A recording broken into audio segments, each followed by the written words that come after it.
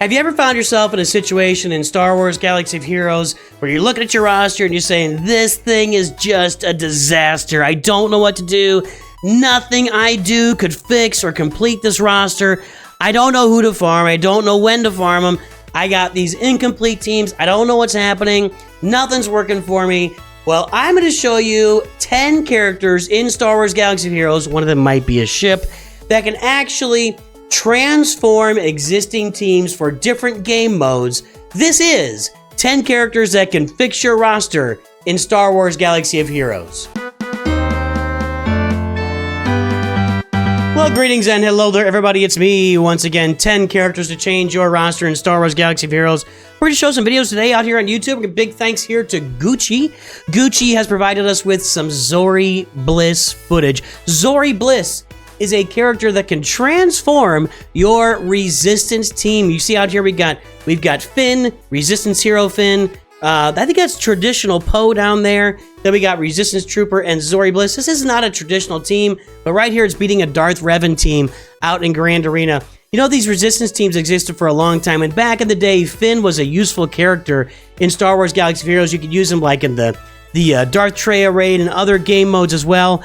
But, you know, it was pretty quickly faded to where Finn was not all that reliable or interesting or useful of a character.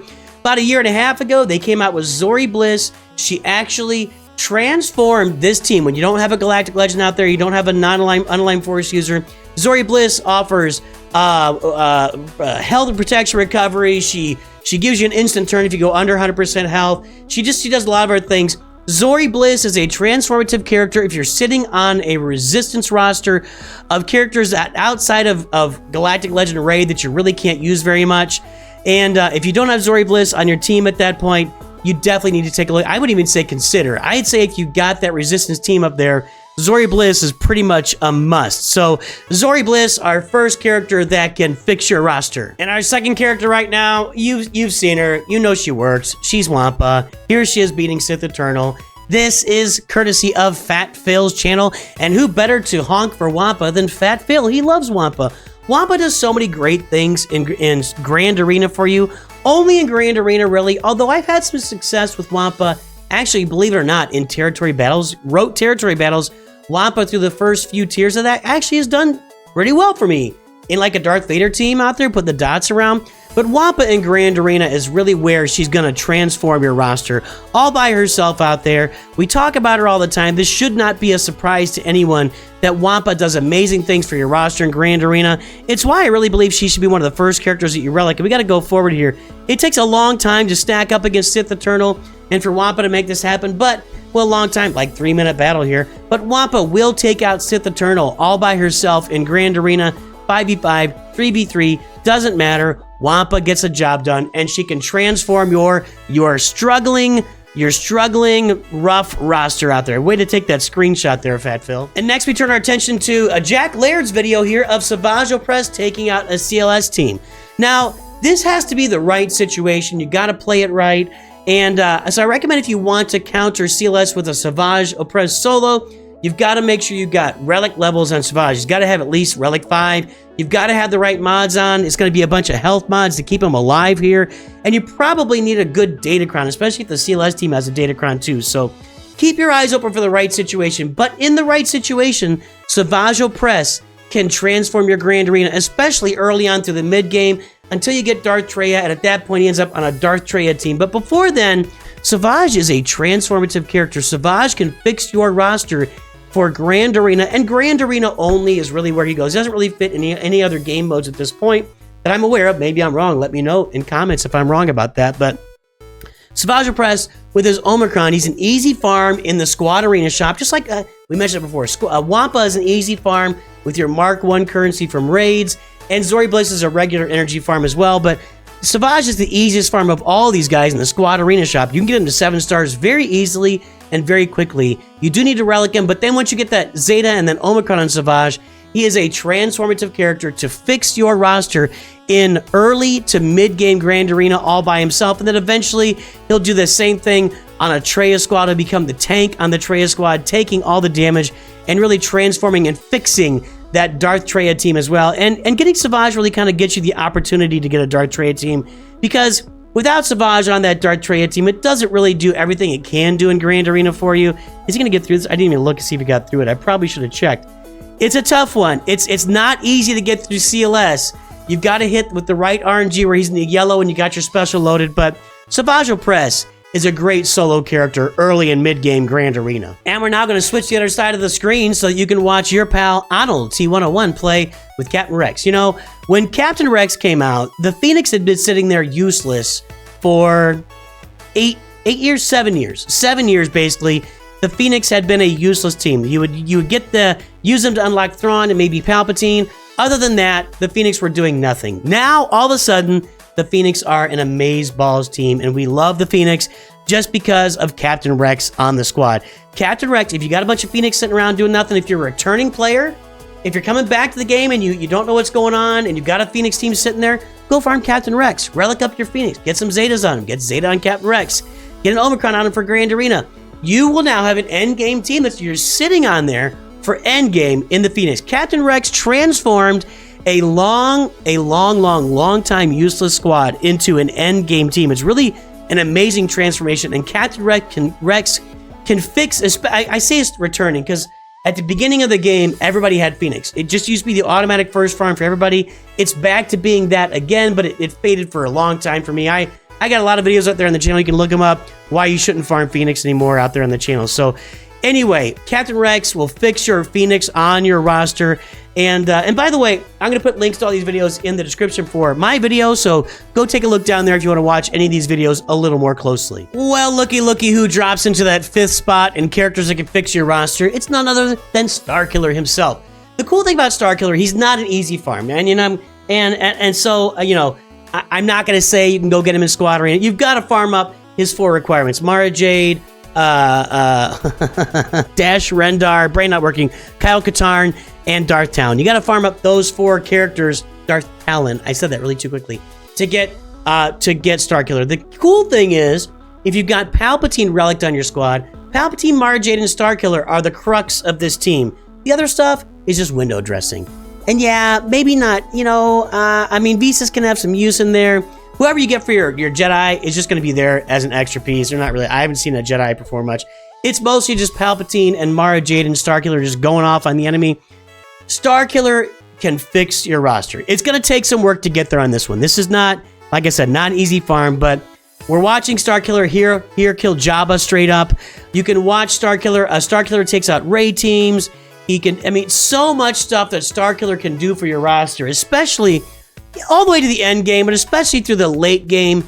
A lot of people are not going to be able to contend with Starkiller, or you can kill Galactic Legends with him, like Jabba, like Rey, like Lord Vader can be killed with Star. I think Lord Vader can be killed with Starkiller. Starkiller just does a lot for your roster. He's going to lift you up to levels you weren't at before, and you'll be able to pull Star Destroyers. Oh, you didn't do it! Oh man, that was disappointing. I was going to time that. I was going to be like, you can pull Star Destroyers, and he pulls it out of the sky. I was going to say that, but he didn't pull it out of the sky. So when does Starkiller go? I want to see that happen. Let's fast forward a little bit here. A little bit. Is he going to do it? Is he going to do it?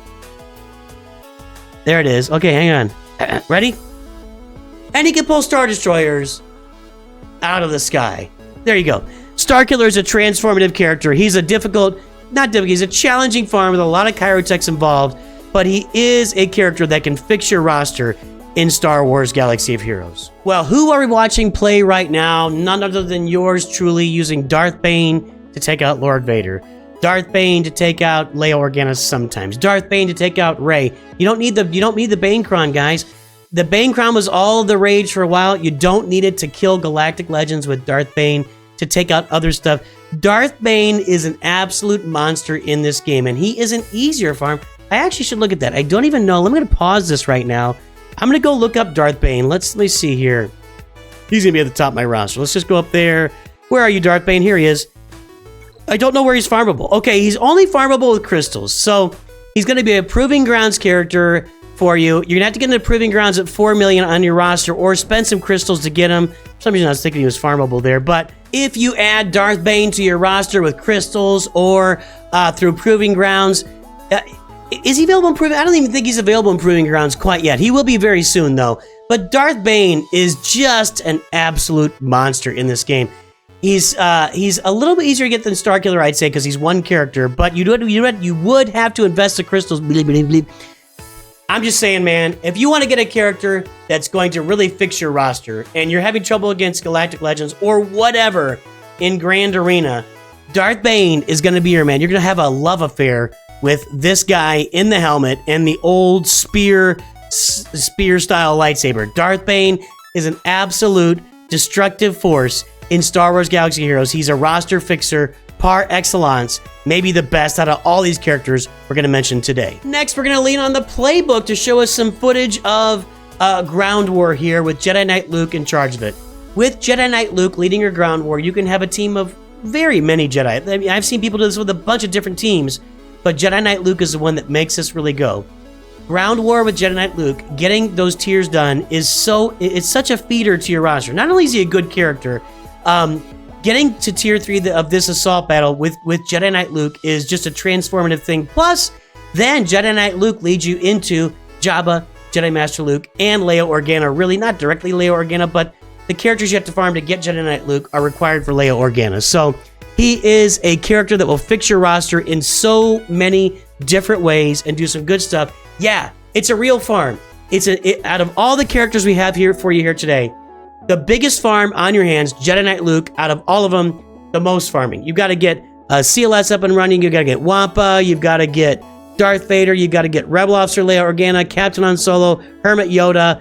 There's more. Lando, 3PO, Chewbacca, Han Solo. You got to get them all. You got to get those characters to get Jedi Knight Luke on your roster. But once you do that, you'll just crush right through tier 3 of this assault battle. It opens up so much farming to you. It opens, again, Jabba with Smuggler's Run 2 every month. Leia just being awesome. And Jedi Master Luke, a galactic legend out there for everybody to have on your roster. So Jedi Knight Luke is a character that can definitely fix your roster, even though it's not, it is definitely the most involved farm. Even more, I would say even more involved. I'm going to say even more involved than Starkiller because, yeah, you're going to need less Kyrotex for the characters that are needed to unlock Jedi Knight Luke. It's less Kyrotex than Starkiller, but you got to go get all the Ewoks to get 3PO. You got to get a bunch of bounty hunters to get Chewbacca. You got to, there's just more involved to unlocking Jedi Knight Luke. It is well worth it though for your roster. And if you want a character that's really going to fix your roster and make things go well for you, turn your eyes no other place than Jedi Knight Luke. Let's give a big shout out to DAM14S. That's DAM14S, like a big dam that holds water back. Not, we're keeping it clean. We're watching out for the children here. Hey, you can't find a lot of offensive Iden Versio counters out there. People throw her on defense for the most part. But if your opponent has Wampa, you're better off using her on offense, and she's really flexible. Especially, all the way through the late game, probably even to the end game, you can still find some counters that Iden Versio can pull off for you. The cool thing is, while she will require a bunch of Kyrotex to upgrade, you could put a bunch of garbage Imperial Troopers around her that maybe don't have a lot of function in other areas of the game, and Iden Versio can turn those Imperial Troopers into something super special. And if you have her on your roster and your opponent does not have Wampa, you should throw her on defense almost every time. Now, if they got 8 Galactic Legends, whatever, it doesn't matter then anyway, right? But Iden Versio is a fairly easy farm. I think she's regular energy. She might be Cantina, I can't remember, but she's going to be a great farm for your roster to just bring up some extra troopers you got sitting there and do a lot of really nice things for your roster. So we got Iden Versio there. Let's keep going a little bit farther down. Iden Versio is taking out Mon Mothma. Again, this isn't super exciting as a counter, but she just provides you a lot of flexibility and is a great character to elevate an early roster of Imperial Troopers that may not be doing enough on your roster. And I'll be testing her out in Lord Vader to see how she does in those assault battles as well. And thank you to Obi-Wan per Hobby here on YouTube for the exciting footage of TIE Defender going right along with Iden Versio is your TIE Defender. You can see her right over there. You see Iden Versio down there. She pilots the TIE Defender, and the TIE Defender is a unit in the game. It's not a character, but it's a ship. It's a ship in the game that completely transforms your Empire fleet. Like, fixes your Empire fleet to the point where you can counter Executors. When you have to have the full fleet, obviously. You got to have the TIE Bomber, the TIE Fighter. You got to have Darth Vader's TIE Fighter. And the TIE Defender comes in, and then all of a sudden you find yourself countering Executors with your Chimera fleet. You want one ship that's going to actually make your Chimera fleet really, really hum? TIE Defender. So you farm Iden Versio, you farm TIE Defender, you make good things happen on your roster, and you're going to be a happy camper. The TIE Defender is going to fix your Empire fleet, along with Iden Versio fixing, there we go. Hey, is good douche. Houndstooth is out, and now this is over. So there you go. TIE Defender, and actually the TIE Defender went down here, but it got enough work done for the Chimera to make this counter work. So I should have looked a little earlier. But anyway, TIE Defender's a great Empire ship. And we will pop ourselves back over to this side of the screen now that AP Games is over there, playing with Qui-Gon Jinn. Qui-Gon Jinn can turn a bunch of Jedi on your team into a ridiculously... Why does that guy... So a comment here. One comment. If you're going to use Qui-Gon Jinn with the Omicron, and this is a Grand Arena team only, by the way, you can't do something dumb, like putting Jedi Knight Luke on the team, because you only need you can only have Galactic Republic Jedi on there if you also have Anakin on the team. So if you use Qui-Gon Jinn with this Omicron, and you're using Jedi Knight Anakin, Qui-Gon Jinn works with all Jedi. Jedi Knight Anakin only works if you have Galactic Republic. You can only have Galactic Republic on the squad. So anyway, that was pretty fast. That's how these battles usually go with the Qui-Gon Jinn Omicron, transforming or fixing your Galactic Republic Jedi, and it turns Anakin into a large nuclear bomb that just goes off and wrecks everything else that's out there, like just happened on both sides of the umbrella. So Qui-Gon Jinn Omicron is definitely a roster fixer for almost anybody out there. Even at low gear, you don't even have to gear him up. Just get Anakin up there to high gear levels, Qui-Gon Jinn Omicron, drop the nuke. And a shout out to Val Earthwalker here for showing us the Marauder. That's the Bad Batch ship with the Negotiator. That doesn't even look like a maxed out Marauder because it doesn't have its revive function, but it is here killing the Leviathan. I don't think this is a 100% counter, but it can be done. And with the Marauder on your team, you're also countering the Executor, you're countering Profundity. When you add the Marauder, the Bad Batch's ship, to your Negotiator squad, it's going to fix that squad and make it into an endgame squad. The challenge here is farming the Bad Batch. Farming Bad Batch is no small task and requires a lot of work from you and a lot of Chirotechs. The Bad Batch are a very Chirotech heavy farm, and they're going to suck a lot of life out of you along the way to getting them farmed. So that's the one trade-off for Marauder, is you have to farm up Hunter and Tech and Wrecker. Echo's not in the ship, but if you can do all 8, might as well farm up Echo as well, right? To get the full Bad Batch team outside of Omega. So the Marauder is a ship that will absolutely transform your roster into something very special. Transform your Negotiator, your Negotiator fleet will make it into something special, as you see here, beating Leviathan. Again, this isn't a guaranteed counter. Look up all the counters you could do with the Marauder on your squad. But if you're looking for one character, one ship in this case, that can actually fix your roster, the Marauder is going to be a great one for the Negotiator. And that's going to be it, boys and girls. We've shown some characters. We've shown some ships. These are characters and ships that can fix your roster. Some of them require more farming than others. I get it. But the things that they do for your roster are just... Oh, hey there. Look at that. We got a little screen here. Let's go back and let's play the battle again. The things that they do for your roster are undeniable for fixing a roster, especially all the way through like the mid to the late game. I would say some of these even go deep into Kyber, but all the way through like Kyber 4, Kyber 3, these are all going to work really well for you in certain cases. So there you go. That's your 10 characters. Let me know if you got any other characters that can fix your roster or ships in Galaxy of Heroes. Put them down in the comments. I'd love to hear from you. I will talk to everybody soon. And of course, always remember, Nooch too good.